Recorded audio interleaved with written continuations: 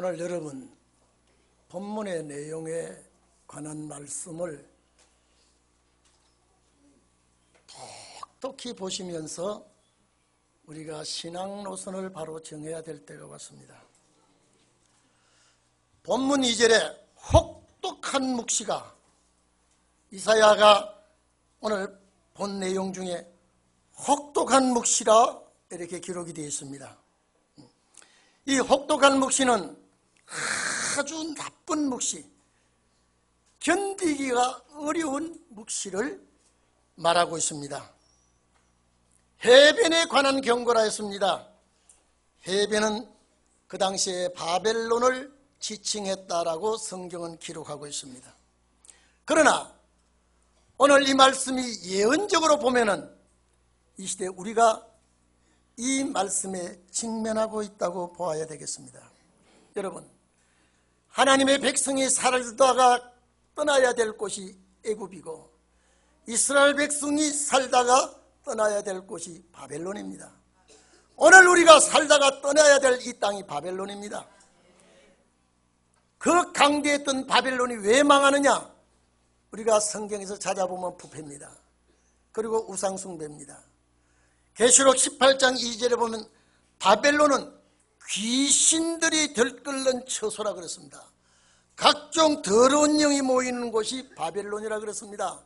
그러면 오늘 귀신들이, 각종 더러운 영이 사람들 속에서 충동질하고 사람들의 마음을 혼란스럽게 하는 것이 오늘 이 현 세상 바벨론이라고 봐야 되겠습니다.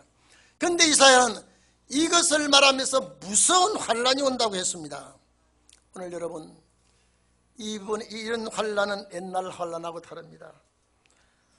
한두 사람이 생명을 잃어도 두렵고 괴롭고 놀라운 일인데, 나라 전체가 몰락을 하고 국민 전체가 전멸을 당하는 환란이 온다고 하면은 이거는 기절할 일이요 놀랄 일이요 두렵지 않냐 일이 어디에 있겠습니까? 오늘 이사야는 이 환란이 오지 않았는데도 온 것 같이 느꼈습니다. 이 환란을 만나지 않았는데도 만난 것 같이 느꼈습니다. 오늘 이 자리에 계신 여러분, 우리는 위기에 와 있습니다. 오늘 여기에 남방 해릿바람이 휘몰아치듯이 이런 환란이 온다 그랬습니다. 여러분, 사막을 왕래하는 대상들이 가장 무서운 바람이 이 바람입니다. 이 바람이 예고도 없이 갑자기 휘몰아치고 불어닥치면 순식간에 큰 모래산을 만들어버립니다. 여기에 걸려들었다가는 생명도 잃고 재산도 잃고 아주 살아남을 수가 없습니다. 내가 가지고 있던 것 여러분 봐보십시오. 갑자기 이 남방 해릿바람 같은 것이 휘몰아쳐서 불어오면은 모래바람을 확 이렇게 가지고 한쪽에 몰아붙이면요, 그 길 가다가 그걸 만나버리면 그 속에 묻혀버립니다. 생명 잃어버립니다. 가지했던 거 다 소용이 없습니다. 그래서 사막의 대상들이 제발 우리 가는 길에 이 바람을 만나지 않게 해달라고 자기들 신께 빌면서 갑니다. 얼마나 무서운 바람인지 이것은 상상을 초월하는 바람입니다. 이 자리에 계신 여러분, 이사야가 본 환란을 이렇게 말하고 있습니다. 남방 해릿바람같이 이렇게 몰아붙였다 이 말이죠. 그냥 우리나라에서 불어오는 태풍 정도가 아니라 아주 하늘을 뒤덮어버리고 아주 하늘을 새카맣게 덮어버리고, 이 모래바람을 실어붙일 때는요, 인간은 가랑잎같이 날려가고 그 모래바람이 잡버리면요, 엉뚱한 곳에 거대한 산이 세워집니다. 그리고 엉뚱한 곳에 심한 큰 계곡이 세워져 버립니다. 이것이 일어날 때는 피해갈 수도 없습니다. 오늘 이 자리에 계신 여러분, 남방 해릿바람같이 물러오는 이 환란을 이사야가 예언을 했습니다. 오늘 지금 얼마나 위험한 이 시대에 살고 있는지 우리는 알아야 됩니다. 불감증에 매이 놓여 있는 오늘 우리들이 확실하게 시대를 분별할 줄 아는 자가 되어야 됩니다. 왜 이렇게 되었습니까? 범죄 때문이라고 그랬습니다. 왜 이런 환란의 바람이 불어온다고 했습니까? 이 백성들이 범죄 때문이라고 그랬습니다. 악이 극도로 성행하는 세상입니다. 성경 본문에 보면 여기 보십시오. 2절에 속이는 자는 속이고 약탈하는 자는 약탈한다고 그랬습니다. 오늘 여러분 세워놓고 코 비어가고 눈 뽑아가는 세상 되었습니다. 얼마나 무서운 일들이 일어나고 있는지 이사야 33장 1절에도 학대를 하고 서로 속이는 세상이라고 했습니다. 오늘 여러분 남방 해리바람 같은 무서운 환란이 성경에 보면 분명히 오게끔 되어 있습니다. 이사야 59장 14절에 보면 진실이 없는 세상이라고 했습니다. 악을 떠나는 자가 탈취를 당한다고 했습니다. 미가서 7장 4절에도 가장 선한 자라도 가시 같고 가장 정직한 자라도 찔레 울타리보다 더하다. 여러분 민심이 이래가 되겠습니까? 오늘 배울 때만큼 배우고 아는 것만큼 우리가 지식을 가지고 있습니다. 오늘 봐보십시오. 얼마나 세상이 살벌하고 있습니까? 얼마나 세상이 위험천만한 시대로 변해가고 있습니까? 오늘 이 자리에 계신 여러분만은 하나님과 조금도 섭섭한 일 없도록 살아가시기를 바랍니다. 하박국 1장 3절에 보면 윤리와 도둑이 땅에 떨어져 만연해졌습니다. 겁탈과 강포가 심하다고 했습니다. 여러분 이게 전부가 다 세상 끝날에 되어질 예언입니다. 우리가 살다가 그냥 이렇게 늙어서 죽어지는 것이 아니라 정말로 우리는 이 시대에 내가 왜 이 시대에 왔는가? 여러분 내가 뭐하러 왔는가? 하나님과의 일문일답이 있기를 바랍니다. 엊그제 여러분 우리 동기들 중에서 전화가 몇 통 들어왔는데 이게 문병을 가야 될 텐데 시간이 없어 내가 우리 목사들 보고 연락을 했습니다. 2달 전에 건강하고 박 목사 참 우리가 살아가는데 어떻게 해야 된다 하셨더니 엊그제 2달 전에 그렇게 여러분 종합검사도 하나님이 안 밝혀주면 모르나 봐요. 종합검사를 그렇게 했는데 2달 전에 그렇게 했는데 이번에 딱 검사하니까 췌장암으로 수술할 수가 없다고 그래요. 항암 주사를 맞자 의사 그러니까 나보고 그래요. 박 목사 나 그거 맞아가 뭐하겠어. 나 조용히 이제 눈 감고 천국 갈란다. 그래서 좀 맞자. 쓸데없다. 그런 소리 하지 말아라. 근데 좀 더 전화 오기를 박 목사님 어떻게 지내? 뭐 은혜롭게 잘 지낸다. 아직도 설교하고 있어. 뭐 어떻게 설교해야지. 왜? 박 목사 때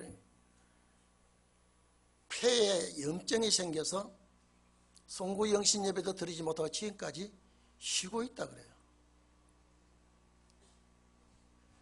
갑자기 엄습에 오는 질병도 주님이 도와주지 아니하시면 발견하지도 못하고 주님이 함께하지 아니하면 치료도 안 되고 오늘 여러분 내 건강도 내 지식도 내 모두 가진 것도 주님이 도와주셔야 됩니다. 제가 지난 주간에는 이런 소리를 들을 때 그래서 제가 그랬습니다. 한 목사님 전화해서 우리 모두 좀 병문안 가봐야 되지 않겠느냐. 서울 근처 같으면 괜찮은데 하나는 마산에 있고 그 어떻게 되겠느냐 라고 운운하면서 그렇게 또 그 한 목사는 나한테 은혜를 많이 입혀준 목사입니다. 옛날에 나한테 용기도 주고 자기가 잘 나갈 때 박 목사 건강 조심해야 되겠어. 내가 지난달에는 내가 뭐 하나 건강에 걱정을 하지 않았는데 당장 이것이 딱 되니까 다 내려놓게 됐어. 오늘 여러분 나에게 음습해 올 질병도 무섭지만은 이 세상을 봐보세요. 얼마나 시대가 참 마음을 열고 깊은 대화를 할 수 없는 세상이 되었습니다. 여러분, 국가는 국가대로, 사회는 사회대로, 기관과 단체는 기관과 단체대로 거지지 판을 치는 세상이 되었습니다. 오늘 이 자리에 계신 여러분, 대한민국은 사상 이념과 대립의 갈등이 굉장히 깊어졌습니다. 저는 미래한국이라는 책자에 제가 1년에 얼마 주면 쭉 주는 책자가 있는데 그건 신문인데 책자로 바뀌었습니다. 여러분 한번 봐보십시오. 노동신문에 기재가 된 게요. 1970년 그 즈음에 김일성이가 우리나라 대통령에게 대한민국의 대학 총장, 대학 학생 회장들 똑똑한 애들을 뽑아가지고 공부를 장학금을 줘서 공부를 시키고 걔들을 대한민국 요직에 앉히라. 그 장학금은 일본 조총기에서 들어왔더만요. 1970년대부터 종북 친북 좌파가 서서히 뿌리내기 시작하여 이제는 꽃이 피고 열매가 열었습니다. 정치계, 법조계, 언론계, 종교계, 교육계, 역사계, 문화계, 또 연예계, 체육계, 노동계, 군대까지 다 들어가 있습니다. 지금 제가 그걸 보고 벌벌벌 떨었습니다. 여러분, 김일성이가 얼마나 머리 좋은가 보세요. 장기전을 펴고 교육을 이렇게 시키는데 그대로 됐습니다. 1년 전에 저는 그 노동신문에 기재되어 있는 거예요. 대한민국은 반드시 보수는 망해야 된다. 여러분, 금강산 관광이 1년에 평양 39호실에 들어간 돈이 어마어마해요. 어마어마하다고. 개성공단이 1년에 9억 불씩 들어가더만요. 그걸 막은 정부를 완전히 무너뜨리라. 탄핵을 시킬 때 언론계를 통해서 이렇게 하라고 훨씬 우리나라 탄핵하기 전에 북한 노동신문에 매질을 했더라고요. 대한민국 그대로 들어와 버렸습니다. 이제는 북한의 지령이 어떻게 되는지 아십니까? 좌파 언론 누구누구를 반드시 대통령시키라. 여러분, 우리 국민들이 정신을 차리지 못했습니다. 저는 그걸 읽고 하나님, 박성목은 하나님, 좌경 사상을 내가 한 번도 내 마음에 두지 않았고 내가 좌경 사상을 절대 밀지 않았습니다. 이번에 대통령 선거에도 하나님께 모든 걸 맡기고 완전 좌경 사상이 쩔어 있는 사람, 얼치기 좌경 사상, 나는 찍지 않을 겁니다. 하나님 그것만은 인정해 주십시오. 내가 그랬습니다. 하나님, 우리 동인교회 안 그럴 자가 있을지 몰라도 저와 함께 이 사상에 동조하지 않은 사상만이 우리 교회에 모이게 해 주시옵소서. 네? 제가 하나님 앞에 내놓을 것은 좌경 사상을 동조 안 했다는 것 분명히 하나님 알아주십시오. 그리고 해리바람 같은 환란이 휘몰아칠 때 다 폭삭하더라도 이 사상 쩔어 있는 사람은 남아서 이 재단에 다시 와서 예배드리게 해주십시오. 오늘 여러분 그런 위기에 와 있습니다. 그런 위기예요. 대한민국에 이런 위기에 와 있는데 이것을 국민이 알지를 못하고 있더라고요. 대한민국이 이렇게 위험천만하고 있는데 어떤 사람은 대통령이 되면 내가 평양 대사로 간다는 사람이 그 뒤에 진을 치고 있는 사람이 있습니다. 여러분, 우리 통일교회는 좌경 사상의 0.1%라도 동조하지 말기를 바랍니다. 마지막 역사에 반드시 영향을 끼칩니다. 오늘 저는 이사야 오늘 이 말씀을 보고 왜 이렇게 혹독한 묵시가 이사야에게 보여주었는가? 여러분, 우리가 반드시 당합니다. 당하게 되어 있습니다. 오늘 이사야 성경 말씀을 보면은 여러분 봐보십시오. 엘라미아 올라가고 메대에 오사라. 이거는 메대 바사 군대가 이미 바벨론을 멸망시킬 것을 말해놓고 있습니다. 이사야 시대에 이런 일이 일어나지 않았어요. 그런데 이사야는 이미 이것 때문에 내가 요통이 일어난다 그랬습니다. 얼마나 이 환란이 두려운지 이사야는 요통이 심하여, 요통은 허리가 아픈 겁니다. 여러분요, 허리가 끊어지게 아프면요 활동을 못합니다. 어제 방송에 이런 소리 나왔죠. 핵무기를 가지고 위협을 해도 대한민국은 눈도 끔찍 안 합니다. 그래서 이제 이 포탄을, 사람 죽이는 포탄을, 요거는 보단만 누르면 되도록 다 해놓고 생화학 무기가요 5,000톤인가 쌓여 있는데, 그걸 여러분 드론이라는 거 있죠, 무인 비행기, 그걸 실어다가 군 부대 근처 가서 뚝 떨어뜨려 버리면요 군인들이 그건 바로 죽이는 게 아니라 한 달 정도 가면서, 어제 방송 나오더라고요, 서서히 아주 맥을 못 추고 약을 치료하고 이럴 때에 즉 침투를 시켜놓으면 전쟁도 하지도 못하고 군인들이 병에 시달려서 서서히 죽이도록 이걸 짝정을 짜놨더라고요. 그런데 여러분, 대한민국은 지금 좌파가 이렇게 설치고 있습니다. 이게 70년부터 지자가 이제는 만발해서 안 들어간 부분이 없습니다. 교육계, 언론계, 아주 체육계, 역사학계, 심지어 군대까지 들어가 있어요. 오늘 이 자리에 계신 여러분, 이사야가 당하고 있다고 고통을 하고 있습니다.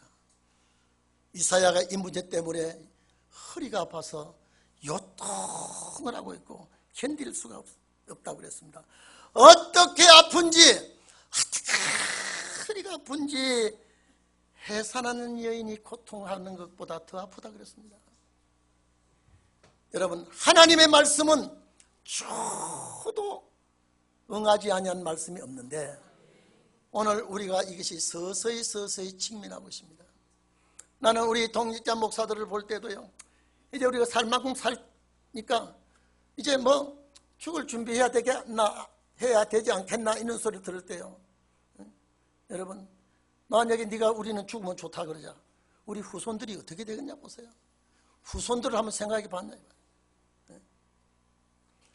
우리는 이만큼 살다가 끝난다 하지만은 우리 후손들이 어떻게 되겠냐 보세요.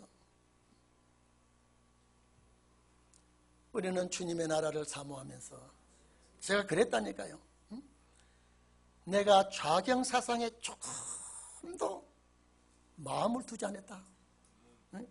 그리고 이날까지 선거 때도 좌경 사상에 손톱만큼만 나는 밀지 않았습니다. 주님을 보증하지 않습니까? 금년에 여러분요, 정신 좀 차려주십시오. 시대가 어지러워졌습니다. 북쪽에는 삼페인을 터뜨릴 그런 지경에 놓여 있고요. 아주 여러분, 미국도 믿을 수 없습니다. 지금요. 트럼프가 그렇게 음포 놓고 샀더니 시진핑 만나든지 희지부지한테 당하는 거 보세요. 우리가 여러분 보십시오. 전부 다 우리 주위에 핵 다 가지고 있습니다. 일본도 가지고 있어요. 지금요. 플루토늄을 얼마나 쌓아놓은지 아십니까? 우리나라만 딱 빈손입니다. 이상하지 않습니까? 우리도 핵 만들 수 있어요. 그런데 비핵화 조약에 가담이 되어 있기 때문에 우리는 만들지 못하고 있습니다. 오늘 우리는 정말로, 우리 동인교회 성도는 정말로 저와 여러분은 하나님 앞에 어떤 일이 있더라도 좌정사상에 눈 한번 눈길 한번 주지 말기를 바랍니다. 주님 앞에 우리는 써야 됩니다. 우리는 역사를 해야 됩니다. 신혼의 역사를 해야 됩니다. 그렇기 때문에 우리는 이 나라가 어떤 사람이 나라를 잡든 간에 우리는 우리 할 일로 딱 하고 하나님 앞에 검열을 맡아야 됩니다. 성경 본문 봅시다. 3절에 제가 조금 전에 말씀드렸습니다. 나의 요통이 너무나 심하다. 왜 이사야가 이런 고통을 당해야 됩니까? 왜 주의 종이 이런 일을 당해야 됩니까? 나의 요통이 심하여 임산한 여인같이. 여러분 이 좀 보세요. 앞으로 이 세상이 당할 일인데 이사야가 이렇게 허리가 아프고 고통 아프고, 이건 뭐냐? 앞으로 종들이 당할 일입니다. 정도 종들이 정신 차리지 않냐면요, 여러분 이게 우리 역사가 코앞에 나와 있고요, 세상의 어지러움과 문제가 문턱에 와 있습니다. 모든 사람들이 지금 한반도에 화약고라고 지금 총 주시하고 집결하고 있습니다. 여러분 봐보십시오. 미국의 트럼프가 시진핑 일본 누굽니까? 총리 아베를 전화질하고 대한민국은 눈길 주지 않고 있습니다. 그런데 갑자기 이제는요, 대한민국 좌파 정부가 들었을 것 같으니까 사드 값 내놓으라고 호통을 치고 있죠.